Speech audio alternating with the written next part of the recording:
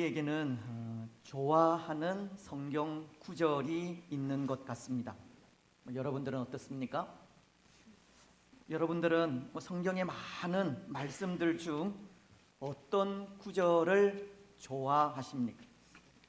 물론 저도 좋아하는 성경 구절이 여럿 있는데요. 그 구절들 중 이 두 구절이 우리가 계속 생각하고 있는 이 히브리서에 기록이 되어져 있습니다.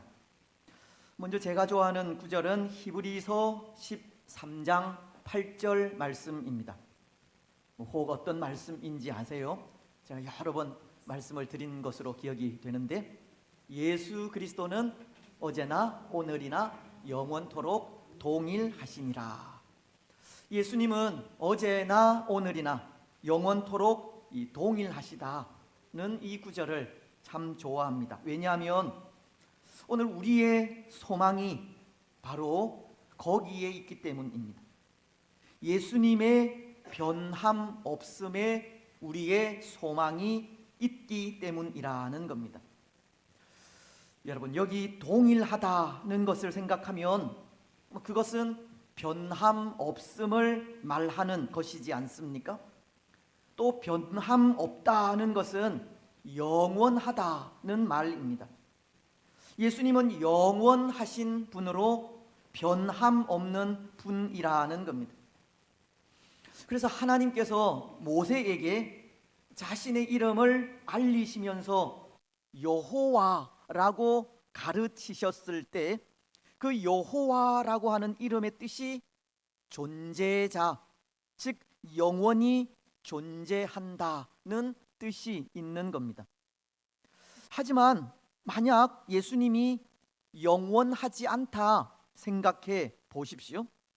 영원하지 않다는 것은 사실 존재가 없다는 것과 같은 말로, 예수님이 존재가 없다면 우리는 어떻게 예수님을 믿을 수 있습니까? 존재가 없는 것은 우리를 도울 수 없고 우리의 힘이 될 수 없으며 믿음의 대상도 될 수 없습니다. 예수님이 영원하지 않는 분이라면 결코 우리의 소망이 될 수 없다는 겁니다. 하지만 예수님은 영원하신 분입니다. 영원히 존재하셔서 우리를 도우실 수 있고 우리의 힘이 되실 수 있습니다. 예수님은 영원히 계신 분이기에 믿을 수 있고 소망이 될 수 있습니다. 그래서 맥클라렌이라는 사람은 이런 말을 하였습니다. 우주의 왕권을 쥔 손은 베드로가 물에 가라앉으려고 하는 찰나에 그에게 내민 바로 그 손이다. 그리스도에게서 흘러나온 모든 사랑은 지금도 그에게서 흘러나온다. 그는 언제나 어디서나 항상 동일하시다.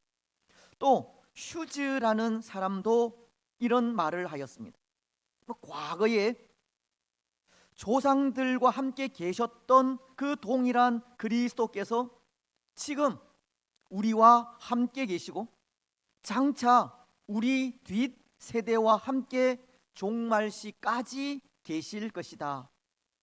어제 여호수아를 확실히 도우셨던 그 주님께서 자신이 약속하신 대로 오늘도 신실한 자기 백성들을 도우시며 영원토록 도우실 것이다.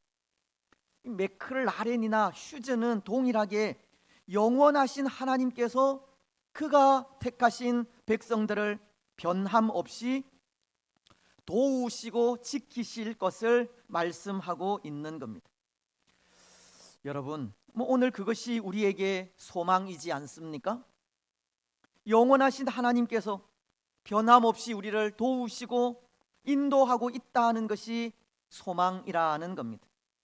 우리를 도우시되 영원토록 도우시는 하나님이 우리의 유일한 소망인 것입니다. 그래서 저도 늘 고백하는 것이 있는데요. 예수님은 나의 유일한 소망이다는 고백입니다. 사람이 소망이 아닙니다. 재물도 아니고 권력도 아닙니다. 오직 우리의 소망은 예수님 한 분이십니다. 하나님만이 우리의 유일한 소망이십니다. 또 한 구절, 제가 좋아하는 구절은 오늘 우리가 읽은 이 말씀입니다. 13절은 이렇게 말씀하시지 않습니까? 이 사람들은 다 믿음을 따라 죽었으며 약속을 받지 못하였으되 그것들을 멀리서 보고 환영하며 또 땅에서는 외국인과 나그네임을 증언하였으니. 그리고 16절까지 이어지는 말씀들은 믿음으로 소망 가운데 살다 간 그 삶을 말씀하고 있는데요, 이 말씀을 묵상할 때 얼마나 위로가 되는지 모릅니다. 특히 16절은 그들이 이제는 더 나은 본향을 사모하니 곧 하늘에 있는 것이라. 이러므로 하나님이 그들의 하나님이라 일컬음 받으심을 부끄러워하지 아니하시고 그들을 위하여 한 성을 예비하셨느니라. 믿음의 조상들은 더 나은 본향, 즉 하나님의 나라를 사모하여 이 땅의 삶을 나그네처럼 외국인처럼 살았다고 하는 말씀입니다. 근데 그렇게 하늘에 있는 본향을 사모하여 믿음으로 그 나라를 바라보며 살아간 믿음의 조상들에게 하나님은 하늘에 그들만의 기업을 예비하셨다고 하는 겁니다. 다시 말씀을 드리면 하나님의 나라를 사모하여 오직 믿음으로 살아간 사람들에게 주어진 것이 하늘 나라라는 겁니다. 그들은 베드로의 고백 그대로 영원히 썩지 않고 더럽지 않으며 쇠하지 아니하는 하늘 기업을 얻게 되었다는 겁니다. 베드로전서는 1장 3절로 4절을 통해 이렇게 말씀하지 않습니까? 우리 주 예수 그리스도의 아버지 하나님을 찬송하리로다. 그의 많으신 긍휼대로 예수 그리스도를 죽은 자 가운데서 부활하게 하심으로 말미암아 우리를 거듭나게 하사 산 소망이 있게 하시고 썩지 않고 더럽지 않고 쇠하지 아니하는 유업을 있게 하시나니 곧 너희를 위하여 하늘에 간직하신 것이라. 믿음으로 살아간 사람들에게 주어지는 것이 영원한 하늘 나라라는 겁니다. 여러분, 이 말씀을 묵상해 보십시오. 이 말씀은 우리가 믿음으로 살만한 가치가 있게 하는 말씀입니다. 때로 믿음의 삶은 눈에 보이지 않고 손에 잡히지 않는 것을 무작정 바라보고 나아가는 삶이기는 하지만 그 믿음의 결과는 영원한 하나님의 나라가 주어진다는 겁니다. 믿음으로 산 그 삶에 영원한 나라가 주어진다면 그것은 믿음으로 살만한 가치가 있다는 것을 말씀하는 겁니다. 우리가 사는 믿음의 삶은 참 힘들고 어렵지만 그 힘들고 어려운 삶을 충분히 견디게 하는 말씀이 바로 이 말씀인 것입니다. 믿음의 결과는 영원한 곳에서 영원히 사는 은혜가 주어지기 때문입니다. 그러니 이 구절이 얼마나 위로가 됩니까? 참 소망이 됩니다. 사랑하는 여러분, 때로 오늘 우리가 사는 믿음의 삶은 힘에 겨울 수도 있고 어려울 수도 있지만 결코 포기하지 마시기 바랍니다. 우리 손에 잡히는 것이 없고 눈에 보이는 것이 없는 삶이 믿음의 삶이기는 하지만 결코 낙심하지 마시기 바랍니다. 참고 견디며 인내하면 마침내 그날이 옵니다. 우리를 향하신 하나님의 뜻이 이루어지는 날이 온다는 겁니다. 영원한 하나님의 나라에서 하나님과 함께 영원히 사는 날이 옵니다. 오늘 우리는 그 날을 기다리고 그 본향을 사모하며 믿음의 선진들처럼 인내하면서 믿음의 삶을 살아가시기 바랍니다. 오늘 말씀은 그렇게 본향을 사모하며 살다간 믿음의 사람들의 이 삶의 특징을 볼 수 있는 그런 말씀인데요.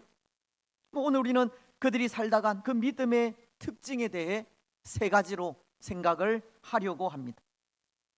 그 첫 번째, 믿음의 조상들은 믿음을 따라 살고 믿음을 따라 죽었다는 겁니다.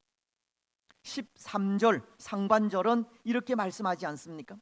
이 사람들은 다 믿음을 따라 죽었으며, 믿음의 조상들은 믿음을 따라 죽었다고 합니다. 그런데 여기 이 믿음을 따라 죽었다는 말을 생각하면 이 믿음의 조상들에게 사실 이 말보다 더 큰 찬사는 없을 것 같습니다. 왜냐하면 이 말은 믿음의 사람들이 믿음으로 살다 죽기까지 일관된 삶을 살았다라는 뜻을 가르치는 것이기 때문인데요. 때로 주의 이름을 부르는 자라고 믿음의 삶을 다 일관되게 사는 것은 아니기 때문입니다. 끝까지 믿음을 지키지 못한 사람들도 있다는 겁니다. 먼저 신약 성경인 갈라디아서를 보면 3장 3절은 이렇게 말씀하십니다. 너희가 이같이 어리석으냐? 성령으로 시작하였다가 이제는 육체로 마치겠느냐? 이 말은 사도 바울이 갈라디아 교인들에게 한 말로서 믿음으로 성령의 사람들이 된 갈라디아 교인들이 믿음을 가진 이후에 다시 율법으로 돌아가려고 하는 것을 책망한 말씀입니다. 갈라디아 교인들은 믿음 이후에 다시 유대교에서 요구하는 할례나 율법 준수에 관심을 가지고 그 행위를 따르고자 했다는 겁니다. 하지만 바울은 율법을 따르는 일은 육체의 일이라고 간주를 하였고, 결국 율법을 따르는 행위는 믿음에 따르는 삶이 아니라 믿음을 거스르는 삶이기 때문에 그것을 책망하며 나아간 것입니다. 여러분, 그렇다면 오늘 우리는 어떤 것 같습니까? 혹 오늘 우리도 육체의 일을 따르는 경우는 없습니까? 오늘 우리도 마치 율법을 지키는 것과도 같이 무언가를 고집하고 지키려고 하는 것이 없느냐는 겁니다. 오늘 우리에게도 있습니다. 오늘 우리는 믿음을 따라 하나님을 기쁘시게 하기 위해 교회를 섬기는 것이 아니라 우리 육신의 자랑을 위해 일하고 봉사하는 경우도 있기 때문입니다. 오늘 우리가 나의 만족을 위하여 봉사하고 또 무언가 행위를 통해 하나님을 기쁘시게 하려는 일이 있다면 그 모든 것들이 다 율법이요 육신을 위한 일이라는 겁니다.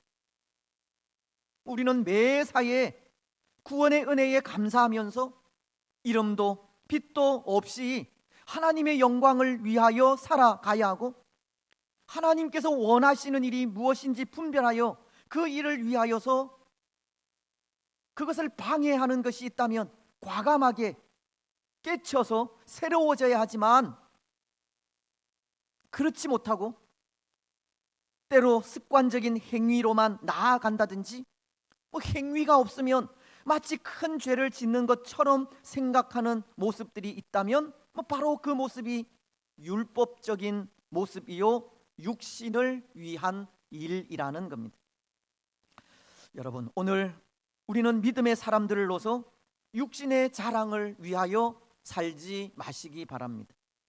형식적이고 습관적인 삶을 살지도 마시기 바랍니다. 구원의 은혜에 감사해서 늘 기쁨으로 주의 일을 감당하시고, 또 새로워져야 할 일이 있으면, 변화되어져야 할 일이 있으면 우리가 가지고 있는 전통 또는 형식들 과감히 깨뜨리는 그런 우리들이 되었으면 좋겠습니다. 그것이 믿음을 따라 변함없이 살아가는 모습이기 때문입니다. 성령으로 시작하였다면 성령으로 마치는 것이 믿음의 삶이라는 것을 아시기 바랍니다. 그리고 또 하나, 주의 이름을 부르는 자라고 다 일관된 믿음으로 사는 것이 아니라는 것이 히브리서 10장 38절로 39절을 통해서 알 수 있는데요, 말씀은 믿음의 경주를 잘 하다 중도에 믿음을 버리고 배반하는 일도 있다고 전하기 때문입니다. 히브리서 10장 38절로 39절은 이렇게 말씀하고 있습니다. 우리 이 말씀 함께 읽겠습니다. 시작. 나의 의는 믿음으로 말미암아 살리라. 또한 뒤로 물러가면 내 마음이 그를 기뻐하지 아니하리라 하셨느니라. 우리는 뒤로 물러가 멸망할 자가 아니요 오직 영혼을 구원함에 이르는 믿음을 가진 자니라. 여러분, 지금도 그렇지만 당시에도 이런 사람들이 많았습니다. 오늘 말씀이 나의 의는 믿음으로 말미암아 살리라.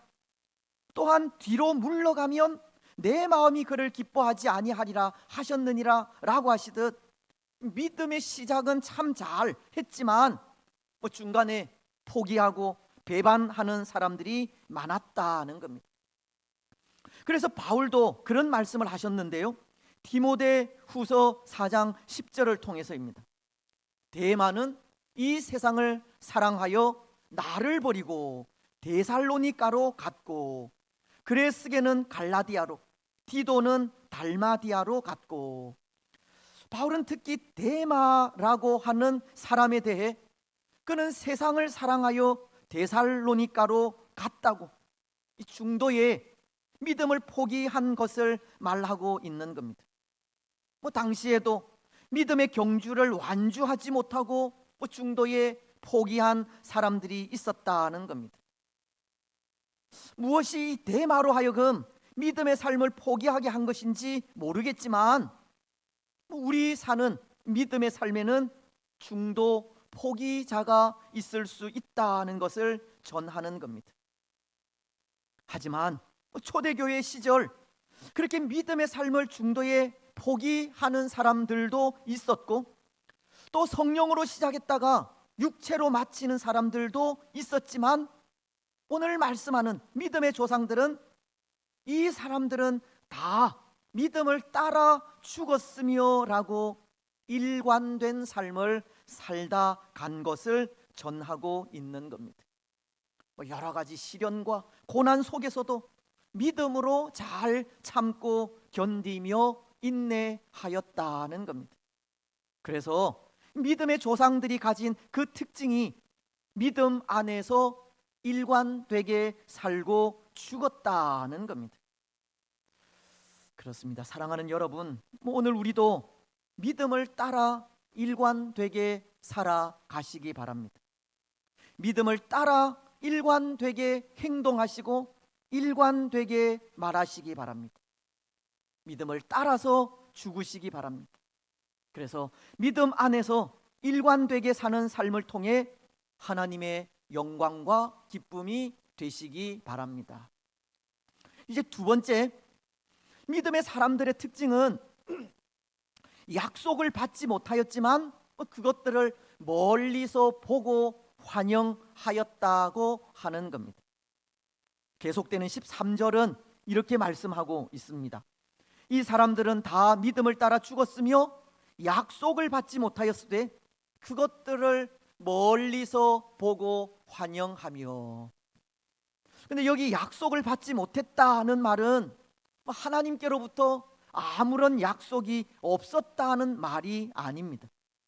하나님의 약속이 있었지만 그 약속이 성취되는 것을 보지 못하였다는 뜻입니다. 예를 들면 아브라함과도 같은 경우, 하나님은 아브라함에게 내 후손이 하늘의 별과도 같이 많아지리라는 약속을 하지 않았습니까? 근데 그 약속이 아브라함과 사라의 몸에서 태어난 아들, 즉 이삭을 통해 많은 자손들이 태어나게 될 것을 의미하는 말씀이기도 하지만, 한편으로는 약속의 후손으로 태어날 예수 그리스도를 의미하기도 합니다. 예수 그리스도를 통해서 많은 영혼들이 구원 얻게 될 것을 약속한 말씀이기도 하다는 겁니다. 그런데 아브라함의 경우 그는 이삭이라는 그 후손의 약속은 보았지만 그 약속이 온전히 성취되는 결과는 보지 못한 겁니다. 아브라함도 육신을 가진 인생이라 그의 유한한 삶이 예수 그리스도를 통해 이루어진 구원의 역사를 보지 못하게 하였다는 겁니다.